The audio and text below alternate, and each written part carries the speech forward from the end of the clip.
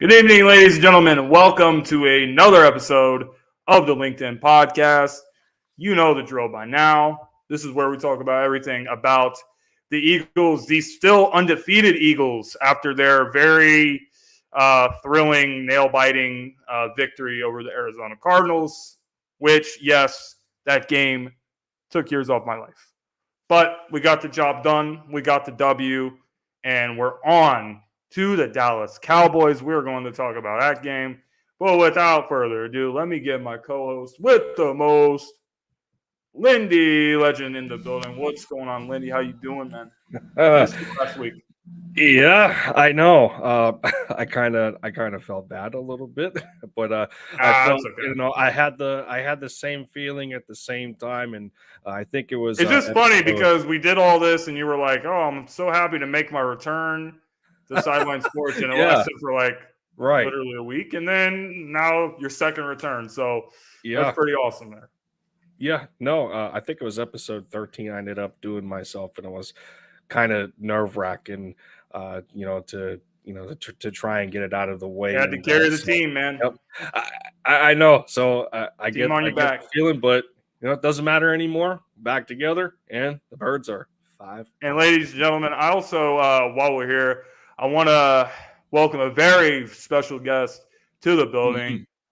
I know him as Big E. The rest of you guys know him as Eric Wilson, the Philly native, and one of the champs of the Sideline Sports Network. What's going on, Big E? Thank you for joining us tonight. Philly Jim is in the building. Lindy, my man, what's happening, people? I mean, listen, I know I've been gone, and I first off, man, thank y'all so much for having me on the show tonight. Because if there is one show that I want to be on, it is this show. Damn it, I'm gonna make sure that I try and get here more often. Because finally, I'm talking to some sensible, common sense, real brothers in the house. Let's go, baby. Let's go.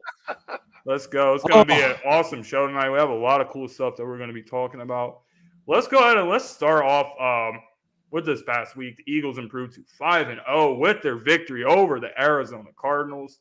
You saw the Eagles get off to that 14-0 lead, and then things just kind of didn't go so well after that. And then in the second half, the Cardinals were able to hang around and make that game a lot closer than people thought it was going to be. So kind of had people a little bit nervous. I got to say, the biggest thing that concerned me was the second half adjustments that the Eagles made on defense in particular. The defenses that they were playing was like you could see that they were trying to prevent, Arizona from making big plays. So what Arizona did to attack that was they were just making little plays, and they're having these drives, and they're going all the way down the field on us. But Arizona's not really a team that makes that many big plays. So it was very confusing why they were doing that, and I think that's why they were able to hang around. Other than that, it just didn't really seem like the Eagles were taking Arizona seriously. But Lindy, do you have any thoughts on the game that you want to go over that I didn't touch on? No, unfortunately, this was another game where it was a grit and grind. Both teams statistically were very the same in terms of how they were performing, on a quarter-to-quarter basis. And as we know, going into this year, the Eagles have been a very dominant first-half team, particularly in the second quarter. For sure. And, well, unfortunately for us, that streak kind of ended to where we were only able to put up 7 points, 14 in total in the first half. And the Arizona Cardinals, as well as ourselves, we limited ourselves to about 6 points with 2 field goals. Now, I will say that, there was a combination of us being conservative and the Cardinals taking advantage of the conservativeness on the defensive side of the ball, to where Jonathan Gannon, to me, got a little too cute in trying to, get the necessary packages out there to try and confuse Arizona. And I think he was doing a little too much overthinking, to where you can sit in your base nickel and, let it ride, so to speak, and have Arizona figure you out instead of you figuring them out and what they're trying to do from an offensive standpoint. And I think it got away from Gannon a little bit to where we've seen some of the habits of the bend don't break style of defense that we watched last year in where he didn't trust his back end enough due to a lack of talent. Now, this isn't to say that the Cardinals are a team that don't have weapons that can take the top off the defense. They just acquired Hollywood Brown, that he's very capable of doing that. Rondale Moore, another one. Zach Ertz, are one of our beloved former Eagles, is over there, and we know the damage that he can do. But overall, this was one of those games where neither quarterback was willing to take a lot of shots down the field, and one of the only ones was the interception that was kind of careless on Kyler Murray's part. But nonetheless, it was a very conservative game on both sides of the ball. Yeah, Eric, man. what were your thoughts on the game? I completely agree with Lindy. It was a tale of two teams. The first half, it was us. It was what we've seen all season long. We come out, and with the exception of the Jacksonville game, we come out and we play our style of ball. We punch you in the mouth. Don't matter whether we're at the link or, we come into your house. And even when Jacksonville and Doug Peterson punched us in the mouth 14-0 in that rain and in that storm, we found a way to get the job done. I was very, I think I'll echo those same sentiments as you, Lindy, but what I'll also add in is it appeared as though for the first game this entire season, we let our foot off the gas. You know what I'm saying? This game was, even though people are like, well, this game wasn't really that close. Well, yeah, it was.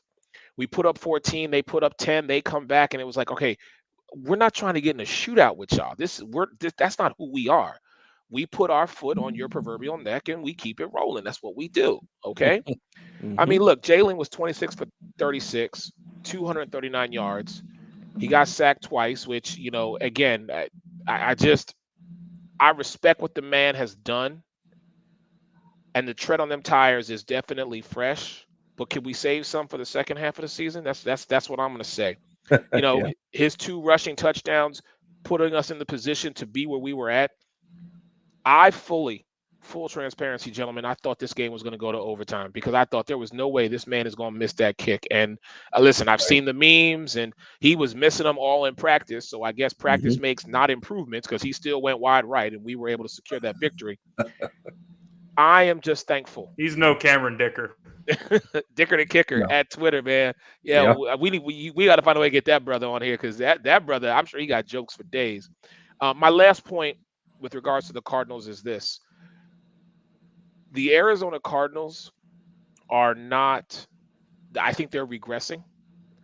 And I think it only benefited us, because what I will say to you is this. If they had, in my opinion, the best wide receiver in football in DeAndre Hopkins, we would not have won that game. That's very true. That's very true. And I will add on to the sentiment of how lucky we were to win this game is the fact that a lot of times it comes down to time of possession, and it also comes down to third down conversions. The Eagles were 6 of 13. Now, granted, you will take it that it's over 50%, and that's decent. Eagles are top 10 in third down efficiency in the NFL right now, but for this particular game, it wasn't good enough, especially when you have 4 red zone trips as an opportunity behind you, and you only cash in on 2 of those. A lot of times, it's not going to win you football games against better teams. And then on the opposite end, when you look at it from a defensive perspective, the Cardinals were 8 of 14 on third down, but they weren't able to capitalize on the Eagles' mistakes, particularly on the offensive end. When, both teams were pretty clean in terms of penalties, but I believe all 3 by the Eagles were holding calls. And 2 of them killed some of our scoring drives, i.e. Suo-Opeta with that, that was a bit of a ridiculous hold there. You got to know to hold your ground when you're close to the red zone, trying to cash in another opportunity for a touchdown. You got to be a little more disciplined there. But there's a bit of a slack there that we can cut at the same time, because we understand that, 3 of our core offensive linemen at one point in this game were gone. Jordan Mailata was inactive for this game. We lost Landon Dickerson. He was questionable to return with something to do with his leg. And then Jason Kelsey goes down and everybody loses their breath. Like, no, please, Mhm. our Lord and Center, I don't want For this sure. to happen to him. 34 years old, still looking like an all-pro player. It's just unbelievable what Jason Kelce has been able to do to this point. But there's a lot of those little details that go into how you win and lose football games. And yeah, despite the Eagles taking advantage of time of possession, having the ball over 9 minutes more than Arizona, but you're not able to capitalize on those opportunities. That's when you leave the door open for, to what we think is a lesser team to take advantage. And it came down to a missed field goal in which we were able to dodge a bullet and still come out with a win. Yeah, and I gotta say, in this game, two things that stood out to me were two plays that Jalen Hurts was able to make that showed this guy has gotten better. This guy has taken the next step. This guy is a franchise quarterback. We had a 3rd and 13 pass to Quez Watkins to get a crucial first down, and then on that final drive, he makes a great throw and he finds Dallas Goedert to extend the drive on another 3rd down. So, when it's push comes to shove, in the face of the blitz and the pressure and everything, he is coming up and making the big time plays that we need him to make. So Jalen is continuing to get confident and getting better every week. So the thing that I love is that we're 5-0, and it seems every week that he gets up here and he says, we're not playing to the standard. We're not playing to the standard. So I actually like the fact that he isn't focusing on the fact that we're 5-0. He was asked a question about, something about being 5-0, and he said, listen, I hate the fact when people bring up 5-0 because we're trying to go 1-0 every week. So I like the fact that this guy is the leader of the football team. I think things were a little off this past week, and I do think we overlooked the Cardinals a little bit, but not much needs to be said, and we're going to get to this later in the show. But not much needs to be said about how big this game is. It's coming up on Sunday night. But we're going to take a short break, and when we get back, we are going to be talking about some other news with the Eagles consulting with former head coach of the Denver Broncos, Vic Fangio, who was known as a great defensive coordinator. So we will be right back. Sports fans are gearing up and saving big at Fanatics.com, the world's largest collection of officially licensed fan gear. From all the leagues, teams, and players you love, unique one-of-a-kind designs exclusively by Fanatics, and autographed collectibles from today's biggest stars shipped directly to your home. Join Fanatics Rewards for free to earn fan cash on every purchase. Shop now and for a limited time, get 20% off all orders. Fanatics.com, officially licensed everything. Ladies and gentlemen, the LinkedIn podcast, as a part of the Sideline Sports Network empire, is brought to you by Fanatics. Make sure you guys check out all the links in the description. When you use our link on your next purchase, you will be able to help us out a little bit, and we would greatly appreciate it. But with that being said, the Eagles are consulting with a former Broncos head coach, Vic Fangio. He's not officially on the coaching staff, I don't think. I think they're just, he's a consultant. He's helping them out. He's helping them out a little bit, and he was around the team during training camp a lot. He was actually at a lot of the practices. So I think it's very interesting that you're just having more minds when you're coming in to figuring out what's the best way to attack on defense. So I think it's really interesting. But Lindy, what are your main thoughts and takeaways on Vic Fangio? I would have to say that this shouldn't necessarily come as a surprise to some Eagles fans that have been paying attention, especially along training camp and some of the practices that were held. As we know, Vic Fangio was in attendance for some of those, and this is something that Nick Sirianni has talked about, to which that Vic does have relationships with some of the coaching staff, in the Eagles organization. And, we kind of get the idea that Jonathan Gannon has, he has taken influence from Vic Fangio with some of the concepts on his defense. And, if we look at over the years to where, Vic was head coach of the Denver Broncos, particularly the last 3 seasons from 2019 to 2021 or so, he actually recorded 2 top 10 defenses, to which 2019 they were 10th in points allowed, and then I believe it was 2021 where they were 3rd in points allowed alongside defensive coordinator Ed Donatel. So we know him as being a very good defensive-minded head coach, defensive coordinator, this, that, and the third. And I think the other, it almost comes at the most convenient time, because if we remember dating back to last year, there's a very specific team that we are about to face this Sunday night that seemed to have a problem when they were facing the Denver Broncos, to which this team was down 30-0 with 6.5 minutes left in the fourth quarter. And, well, I think we know who I'm talking about at this point, that the Dallas Cowboys had 2 garbage time touchdowns to make it look like it was competitive. But no, they absolutely got embarrassed by a Vic Fangio-led Broncos football team who, again, they were 3rd in the league in points allowed. So we know that he can create concepts that can suffocate a team offensively. And, for those that have speculated and, criticized Jonathan Gannon for his time as a defensive coordinator, I don't know if there was a better mind available that the Eagles could have brought in to help him out being the defensive coordinator for this team. Yeah, man. First off, listen, Fangio is what? He's from Dunmore, 2 hours north of Philly. So he got nothing but time and knowledge right now. Yep. He's not coaching somewhere, so why not be a consultant to this team?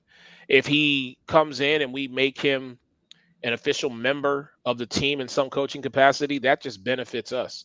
What I will say to you is this: I am appreciative of the fact that our head coach and our defensive coordinator they've checked their egos at the door, if you will. They're reaching out to more experienced coaches and basically picking their brain and saying, hey, how do I get better at this? Which just shows the sustainability of wanting to be in the current positions that they're in. Now, listen, I will be the first to admit I was extremely critical of our head coach. And it was a bias. It was based off of how he got off the plane for his initial interview to become our head coach. And he has proven me wrong. But I just need our team to be 2 things. And I just said this previously on another show. And the initials are BC. I need them to be consistent, and I need them to beat the Cowboys. That's what I need. That's what I need. BC. Can't get any simpler. That's it. But no, I mean, at the same time, it's also similar to what the Eagles tried to do in 2020 when we remember they brought in some offensive consultants and except for that was a little deeper into the part of the coaching staff when they had offensive assistants like Marty Morningweg and Rich Scangarello coming in from the Denver Broncos coincidentally. But the rumor is that it wasn't necessarily Doug Peterson's doing that. Organizationally, they didn't necessarily trust him from an offensive play calling standpoint, but that's not the here nor there. So this is something a little bit similar. But again, Vic Fangio, I think with him consulting, I think the word is that he's going to be working remotely instead of with the team. So we'll see how it goes. But again, at the same time, to Eric's point, when you can show that humbleness and that that continued desire and willingness to learn, it just speaks volumes of a healthy cohesion between coaches on the staff. That Sirianni, he's not done in his growth. The coordinator's not done in his growth. Shane Steichen, Brian Johnson, it goes for anybody that's involved. And you can only see this as a good thing for the team. Yeah, Nick, he's done a really good job creating like a really good culture. Him, Jalen Hurts working together. I think it's fantastic for the team. I think it's a little bit not necessarily that they had a bad culture under Doug Peterson, but it's you can definitely tell that there's a little bit of a difference, between the dynamic that they had with Doug and Carson compared to what we have with Nick and Jalen at the forefront of everything. So the connection really seems more natural, I think, is the best way to put it. Seems like a more natural connection. They work well together across everybody. Well, let me ask this question. Did you notice that when we had Doug and Nick as opposed to Doug and Carson, didn't that naturally seem to be more of a cohesion when we. And I'm not trying to throw shade at Carson Wentz, please. Well, I understand, and I think I know where you're going with this. So I'm just going to say that Nick is more coachable than Carson. I think that you had stories of Carson being upset because they were asking him to run certain plays, and he said, "Oh, I didn't want to run, Nick Foles plays with the RPOs and the quick stuff." So they're a little bit more of an ego. I think Jalen has more trust in the coaches. So I don't think that's why. I think that's why we're probably not going to run into any issues like that. But okay, fair enough. I mean, he's a coach's son, so he was off to a good start already. He understands the position, so yeah, for sure. So next up, we got to go over some injuries. We gotta. There's two guys in particular that I want to touch on when I'm talking about the Eagles' injuries. So as we know, Avonte Maddox has been out for the last couple of weeks. Avonte Maddox has actually been a huge part of the Eagles' defense. Josiah Scott hasn't been. I really thought Josiah Scott was going to come in and be trash. He hasn't really been trash, but he's not that type of a playmaker that's good. I have faith that Avonte Maddox is a guy that can come in, lock the slot position down, and he's going to make a play. He's going to get an interception. He's going to get stuff that's going to turn the tide of the game. Josiah Scott, I do not think is that type of a playmaker. So not having Avonte Maddox in the lineup is something that I would like to see come back. But on the defensive side, it doesn't really concern me for this Dallas Cowboys game because I trust that our defense is going to get it done. And before we get into everything with the Cowboys, I'm just going to say the Cowboys do not have a high-powered offense. Their offense is one of actually the worst in the league. So that's why I'm actually not as concerned about it. But Jordan Mailata is somebody that I definitely think I would like to see him come back. I don't want to rush him back or anything like that. But if there's any way he can play, I think he needs to be out there. If he's close, I think he needs to be out there. The Dallas Cowboys has a really good pass rush. They have a good defense. They can get after the quarterback. And we really need that guy out there to protect Jalen Hurts' blind side for sure. So those are the two guys that I'm really mainly concerned about. But Lindy, do you have anything you want to add to that? I would think in regards to Josiah Scott, it's not that, like you said, it's not that he was terrible, but he was also pretty serviceable in the Cardinals game. And we understand the loss that Avonte Maddox brings to the table. But nonetheless, the Cardinals, I think they didn't necessarily attack anybody in the secondary, considering them a weakness, especially when you have especially when you have a tandem in Slay and Bradbury now that, they're not the easiest to challenge as a duo. And while there was a little bit of a drop off with the loss of Maddox, I don't think the Cardinals understood enough from a challenge perspective and really trying to take advantage of having a loss in the secondary, in the replacement of Josiah Scott. He did good enough. But in terms of the offensive line, I think out of all the positional groups, the offensive line can withstand multiple injuries to players at that position. I mean, without any bias here, I believe that Jeff Stoutland is the best offensive line coach in football.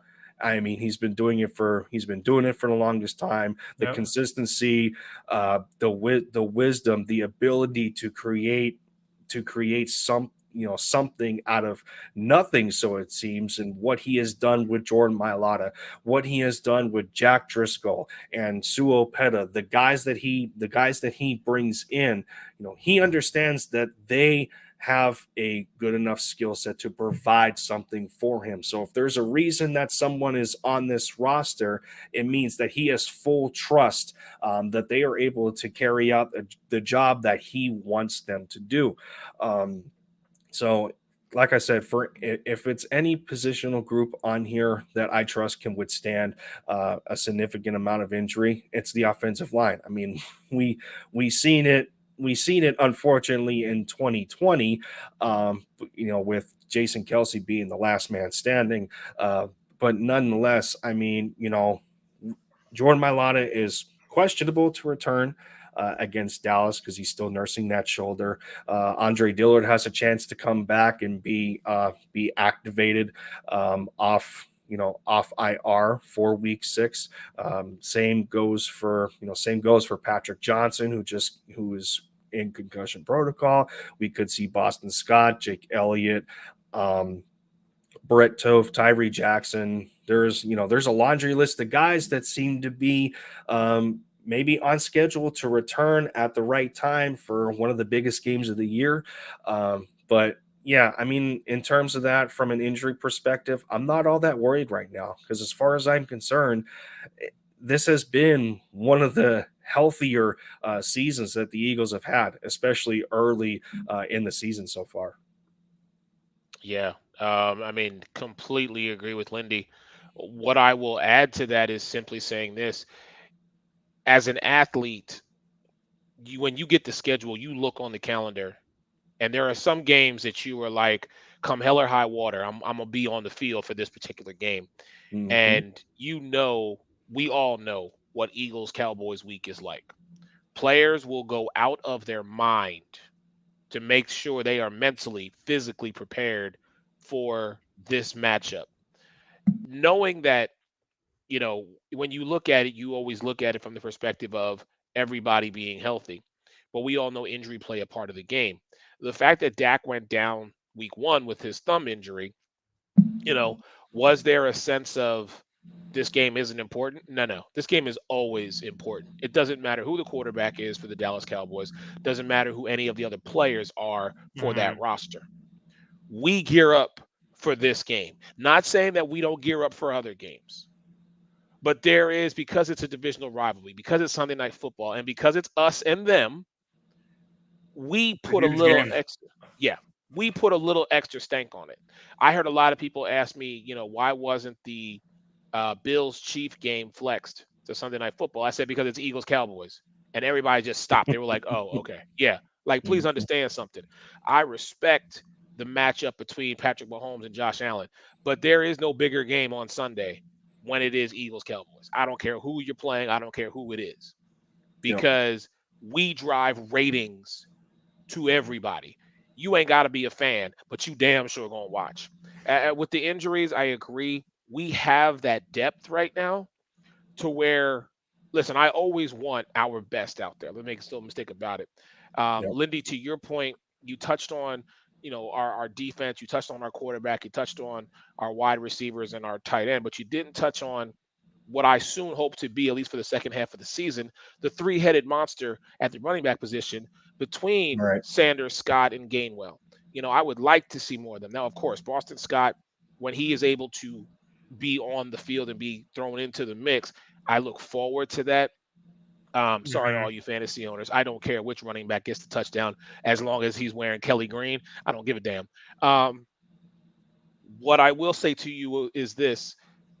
We have a bye after this to finish the first half of our season undefeated is truly going to remind and let everybody know, okay, you take those first 4 or 5 games.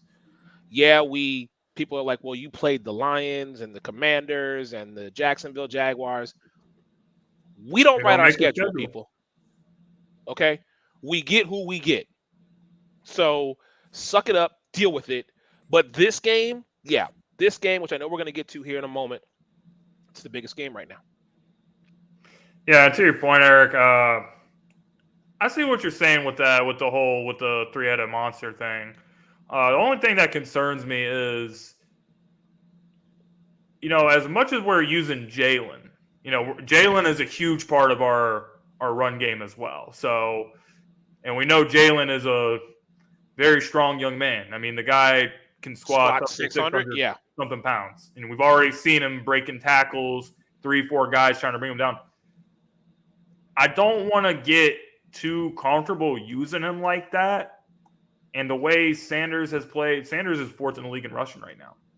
And then Boston Scott and, Kenneth Gainwell, these guys are, they're these faster, quicker, smaller type of guys.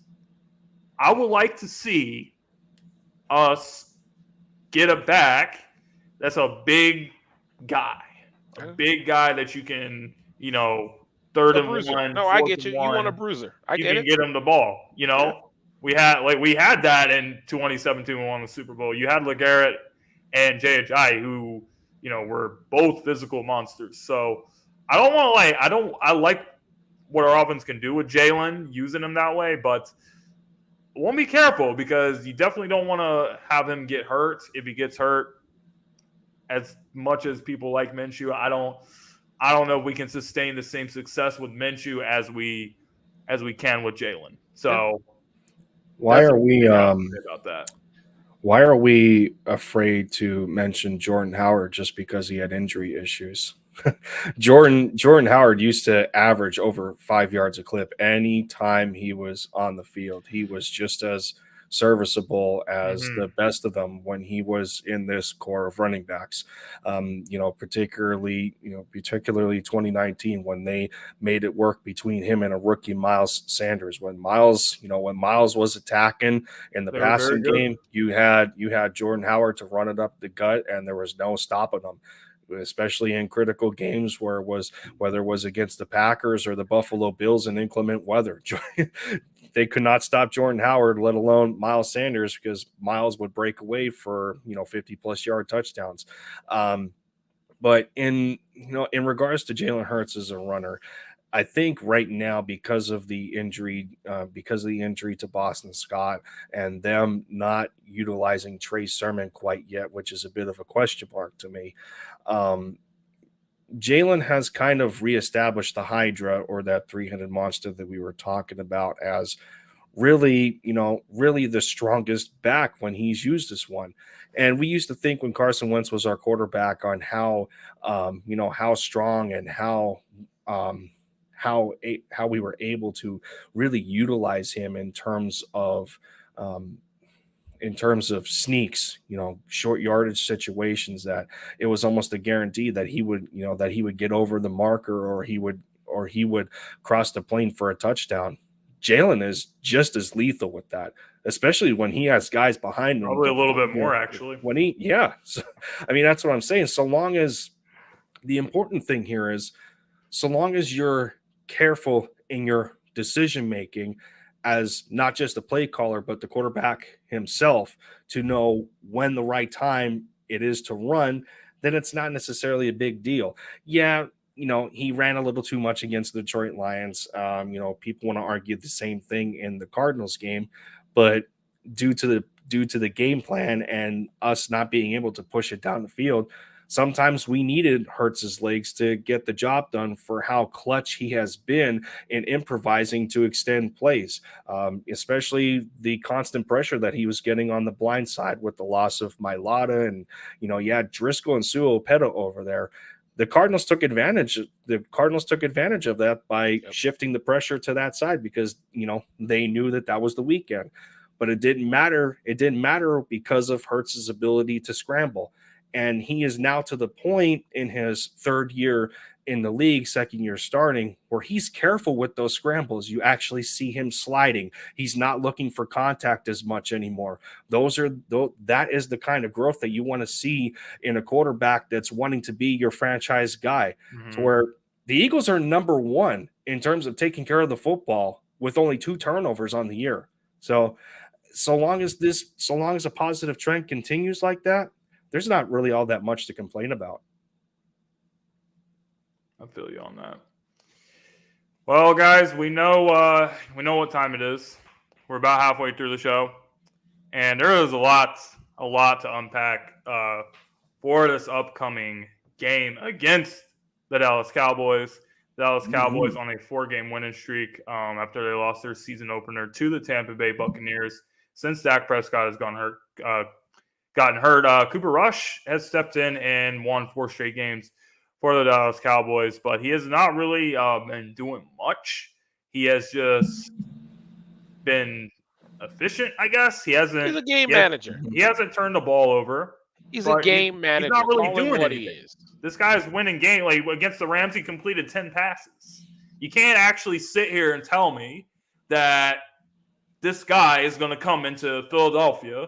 And by the way, being in the link is one thing, but being in the link in prime time is a completely different level. That atmosphere in there is crazy. I know because of the amount of games that I've went to in prime time. I've been to games early in the afternoon, 4:00.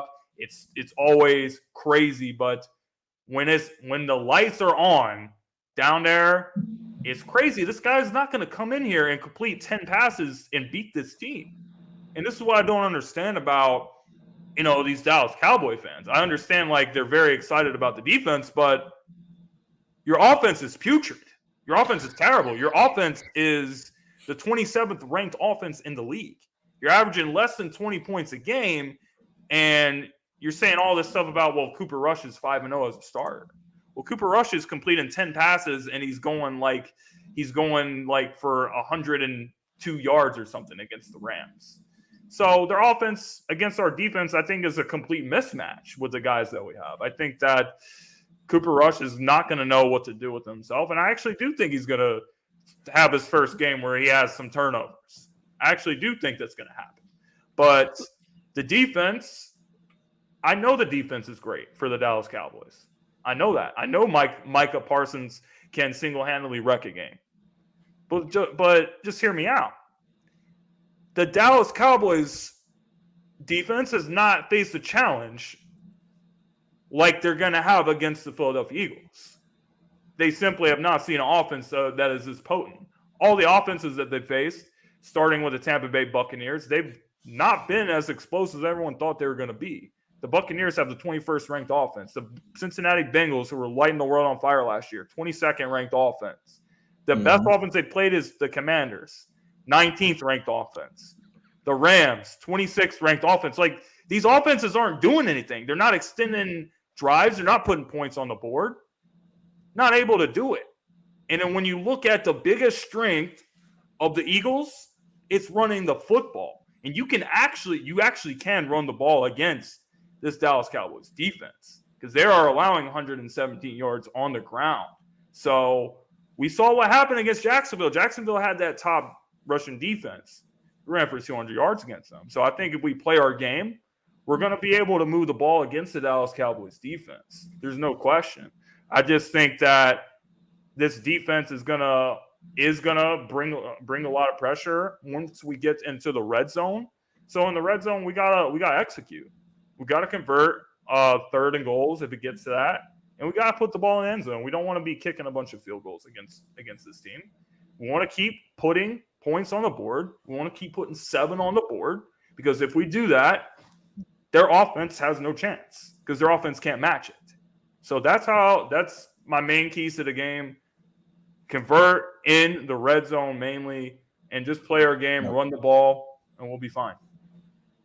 Yeah, I mean this game is going to be solely about keeping your drives extended for the Eagles. And again, you touched on one of the more important things right now offensively is that our red zone efficiency. While we are one of the top in the league in terms of that, I believe the Eagles right now are top 10 in red zone efficiency. They are 5th in the league in average points per drive. You look at them as a whole. We're 5th in the league in points per game at 27. We're still respectable defensively. We're the 7th ranked defense in the league in points allowed at just under 18. So yeah, I think when you look at it across the board. This is not going to be any slouch for the Dallas Cowboys when you look at the Eagles as a whole on both sides of the ball. It's not just about one side or the other. It's that the Eagles as a team are pretty much a complete package. They haven't looked necessarily all that consistent defensively as they have. Better on an offensive standpoint, minus us having an issue with putting points on the board in the second half.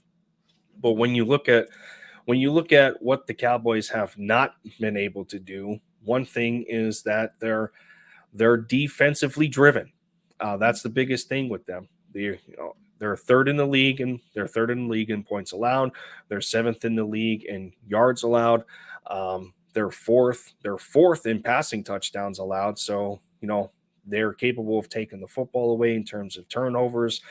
They are 13th. So kind of up and down, top 10 in interceptions.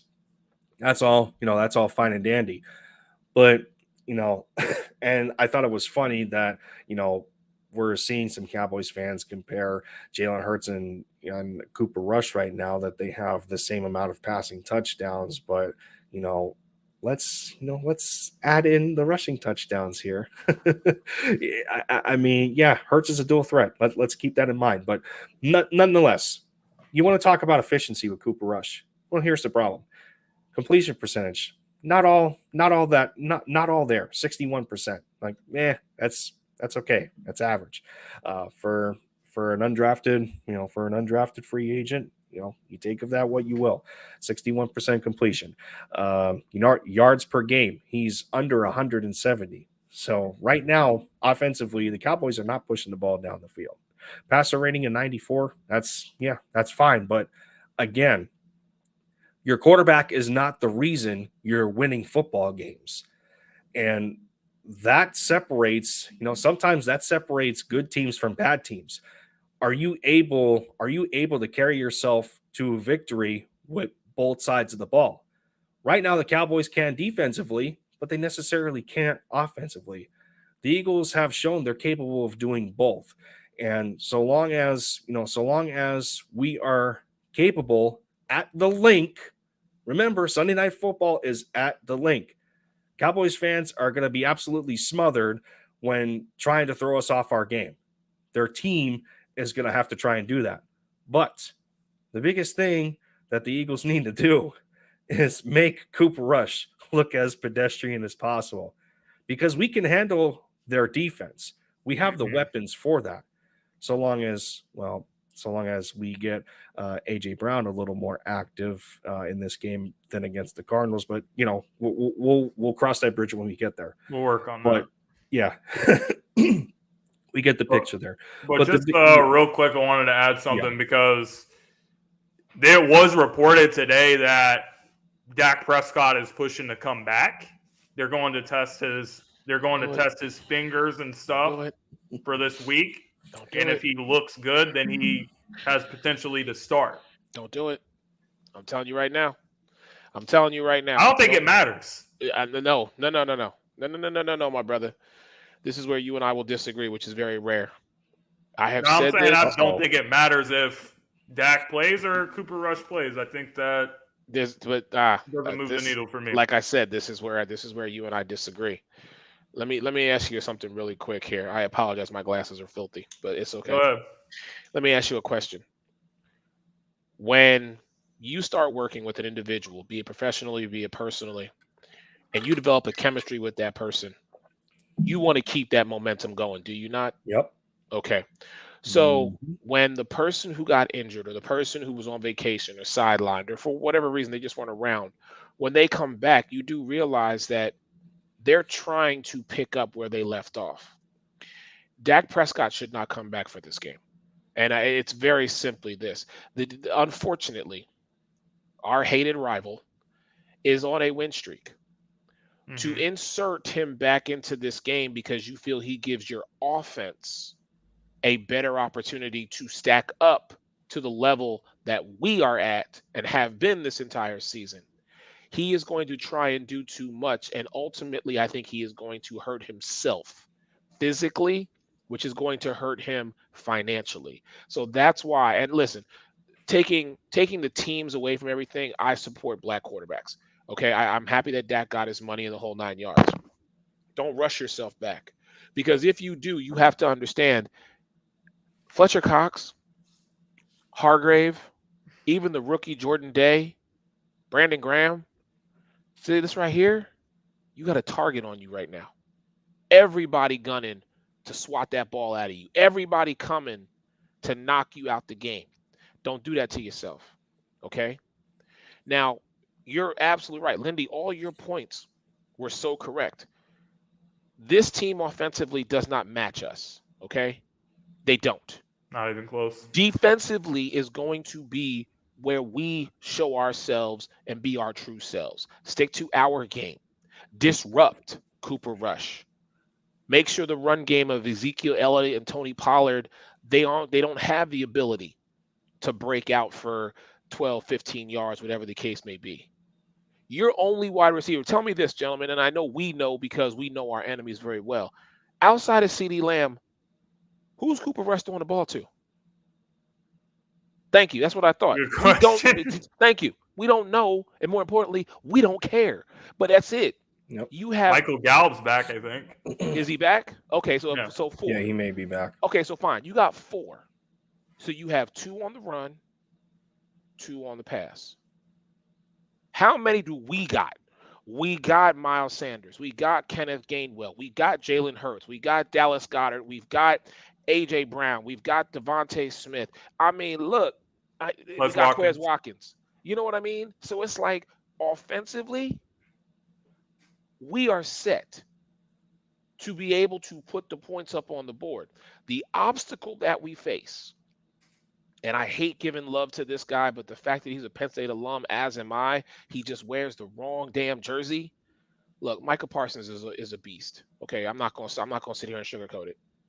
DeMarcus Lawrence gets hype for these types of games. Everybody's talking about where's Trayvon Diggs been at, because he's supposed to be this turnover machine. Ain't seen him in 5 weeks. He may have had 1 or 2, whatever. But that's what I'm telling you. If you bring back Dak, now, it's a foregone conclusion. We're going to stomp a mud hole in their ass and walk it dry. Don't do it. But if you do it, I'm going to say like you, thank you. It has more to do with Dak. I mean, listen, I know you said you like Dak. Sometimes you have to have somebody protect you from yourself. Here's the thing. Dak is very insecure right now because Dak is here. He is hearing the noise. He's hearing the noise about Cooper Rush. He's hearing all this stuff. That's why after the game against the Rams, Dak, the first thing he said is we need to be more explosive on offense. He's taking the shots at Cooper Rush because he knows Cooper Rush can't do nothing. So he's pushing to come back. He wants to come back against the undefeated Eagles team. And he wants to try to beat us and say, "Hey, yeah, I'm Dak. I'm that guy." That's why he's pushing for it. Because he doesn't want Cooper Rush to come in here and potentially beat us, and then Cooper Rush beat the undefeated Eagles. Then everything's going to get out of hand for him. But that's on them. Ain't gonna happen. I ain't worried about that. The problem is that's the way I see the situation. This is a combination between a financial decision and a team decision. Yep. The Cowboys are not going to want to burn out their own flame, knowing that they have a streak going on with a backup quarterback in, and they understand that, well, right now, while our franchise quarterback is still nursing, and we don't want to necessarily put him at risk to re-injure that thumb, which I believe is on his throwing hand, if I'm not mistaken. And that's the worst thing to deal with right now, especially if it gets re-aggravated, because I think it was Tom Brady that went through a similar situation. Russell Wilson went through a similar situation, and that kind of injury kept these quarterbacks out for a longer period of time than the teams were anticipating, and they erred on the side of caution. Your quarterback is getting paid X amount of dollars. You don't want to do anything extra to put him at risk to lose him for longer period of time than you were expecting to in the first place.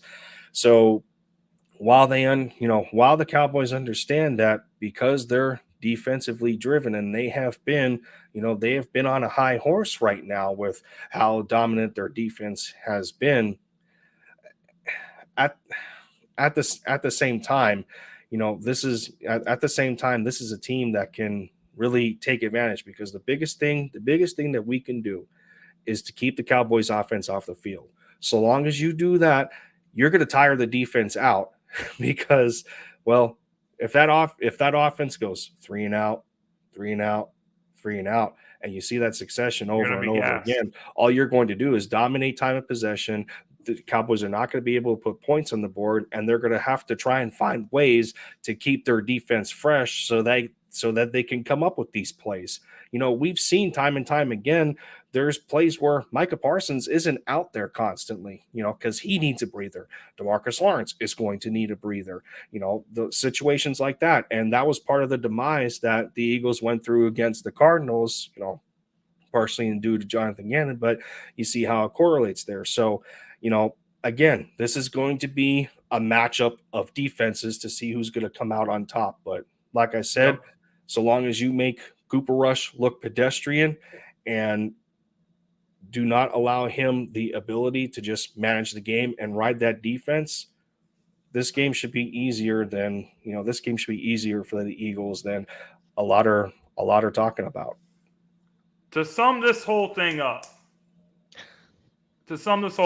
like I said in the beginning, no disrespect to the Cowboys defense. I'm not saying the Cowboys defense is not good. But what I am telling you is none of the offenses that they have played in the whole season, first 5 weeks, not a single one of those offenses is on the level of the Philadelphia Eagles. Not even close. Yeah. That includes let's see what this defense can do against these playmakers. Exactly. We got a lot of dogs on this team. Facts. Yeah. That's what I'm saying. That Rams game was more about the Rams losing than it was Dallas winning. I mean, come on. Let's remember here. The Rams are dealing with a bottom 5 offensive line right now in terms of how they rank, and they have been absolutely putrid in their ability to protect, Matthew Stafford, and even still, they only put up 10 points against Dallas, but we still see that there is some offensive ability that they have. I think it was Trevon Diggs that got burnt by Cooper Kupp for a touchdown. So right. And it is possible. Speaking of Diggs, Cliff wants to know, who do you guys think Diggs is going to guard? He's got to go against AJ. Well, he's going to go against both, because I feel like we'll position AJ and Devontae on either side just to see where the matchup lie, which one's going to make more sense. I think he's going to have to cover on both. If Trayvon decides to only cover one, then of course he's going to want AJ because that's the bigger target. I don't think he can guard AJ. I don't think he can either, but he wants to make a name for himself, just like most people do. Speaking of making a name for ourselves, our last topic of the night: Philly sports fans have made a name for themselves. Of course we have. In the sports world, and we know that, being that Philly sports fans are pretty much known as the villains in the sports world. And I just want to say what we saw on Sunday, and I know that Arizona Cardinals are not like a team that's known that has a great fan base and stuff, but the Arizona Cardinals, they call it the Red Sea over there. That wasn't no Red Sea. Moses put his stick in the ground. He parted the Red Sea, and he put some green dye in there because there was nothing but green jerseys in there. And that's not the first time that we've seen this. We've seen Eagles fans are one of the fan bases that we travel. We'll go to the West Coast. We'll go wherever to go to a road game. Yep. But, you have people that watch too much TV. They watch too much ESPN or whatever the case may be, too much NFL films. We're always hearing about Santa Claus and this and that. But if you've been to Philadelphia or you're born and raised in Philadelphia, you know that this place is a place where we ride and die for our sports teams. This is a true blue-collar sports town. So we expect the best. So that's why even if, we have a team – I remember being at the home opener in 2018 when the Eagles raised their very first Super Bowl banner. The team was playing like crap. We just raised a Super Bowl banner, and we were literally booing the team because we just won a Super Bowl, and we expect excellence. But we get this stigma of, Philly fans are mean, Philly fans are this, Philly fans are that. But Philly fans are the best, most passionate fans in the world. But because, there's probably a few jerks that people have run into that do stuff that they're not supposed to do, they put a whole stigma on everybody. And in my opinion, these people don't know what they're talking about because Philly is up there if not one of the greatest sports towns in the entire world. Oh, facts. And listen, I can't tell you, because you talk about 2018.